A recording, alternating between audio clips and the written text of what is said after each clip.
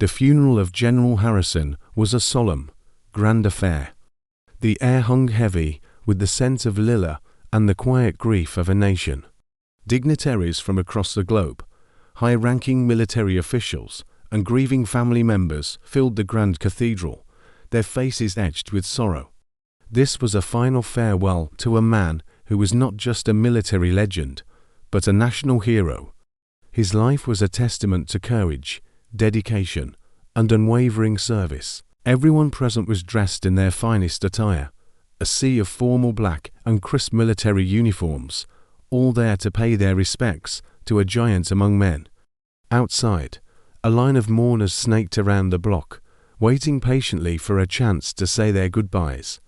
But amidst this formal procession, one figure stood out, drawing curious and disapproving glances. An old man, his clothes weathered and patched, his hands calloused from a lifetime of labor, stood quietly at the back of the line.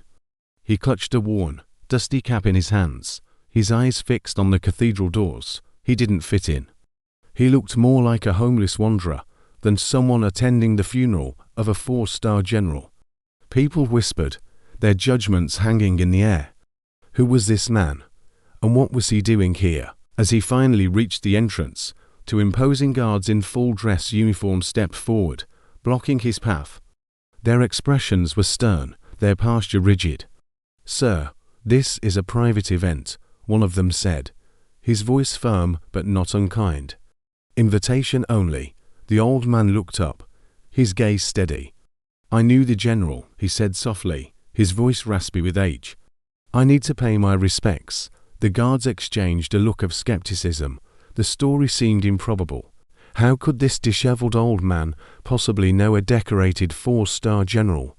They saw dozens of people like him every day, telling tall tales for a handout.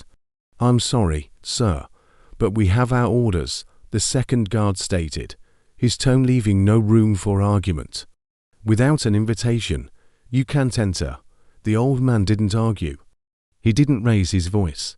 He simply stood there, a look of profound sadness washing over his face. It was a look that spoke of a deep, personal loss, a connection that went far beyond military ranks and social status.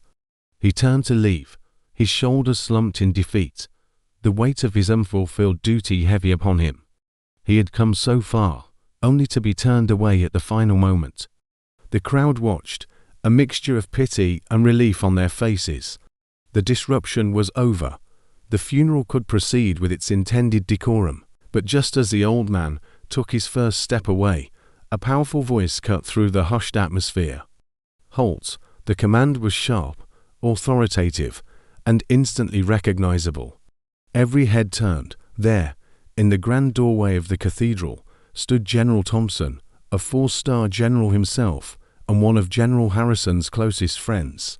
His face, usually a mask of military discipline, was a storm of confusion and anger. He had been observing the quiet exchange from inside, and something about the old man had caught his attention. The guards immediately snapped to attention, their faces paling. "What is the meaning of this?" General Thompson demanded, his voice echoing in the sudden silence. He strode purposefully towards the scene, his polished boots clicking on the stone steps. He ignored the guards and walked directly to the old man, his stern expression softening slightly. "Sir," he said, his voice now filled with a respectful curiosity that stunned the onlookers. "I apologize for the misunderstanding. May I ask your name?" The old man looked up, surprise and a flicker of hope in his tired eyes. "My name is Samuel," he replied quietly. "Samuel Peterson." At the mention of the name, a wave of recognition washed over General Thompson's face. His eyes widened, and a gasp escaped his lips. The crowd leaned in, their curiosity piqued. Who is Samuel Peterson? General Thompson's entire demeanor changed. The stern commander vanished, replaced by a man filled with awe and deep respect. He turned to the stunned guards, his voice ringing with an emotion they had never heard from him before. "Do you have any idea who this is?" he asked, his voice trembling slightly. This man saved General Harrison's life."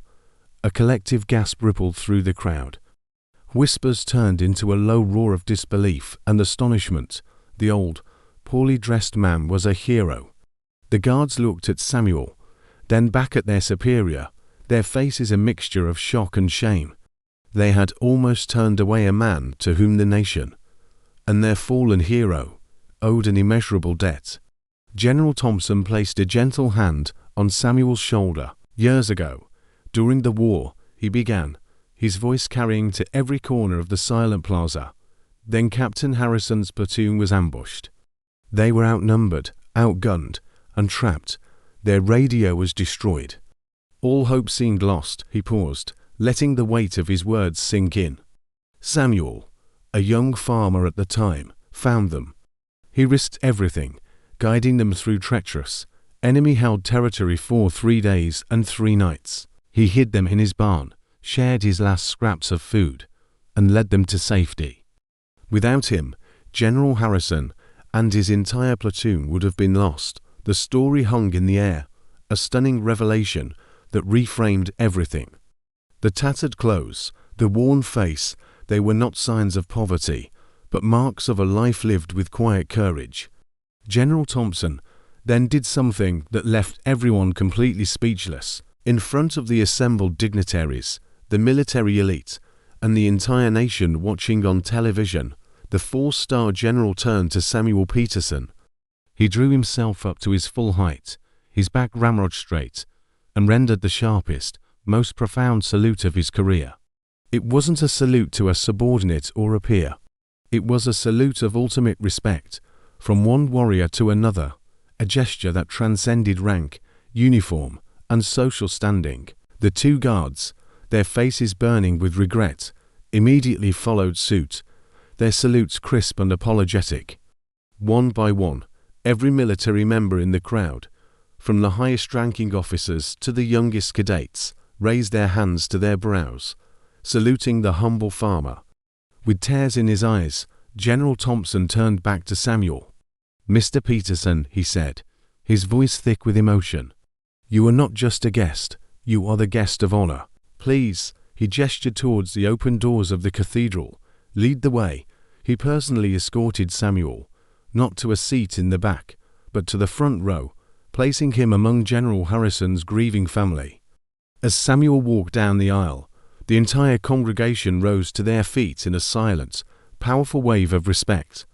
He was no longer an outcast, but a symbol of the quiet, everyday heroism that forms the true backbone of a nation. His presence was a poignant reminder that true greatness isn't measured by the uniform you wear or the titles you hold, but by the courage in your heart and the selfless choices you make.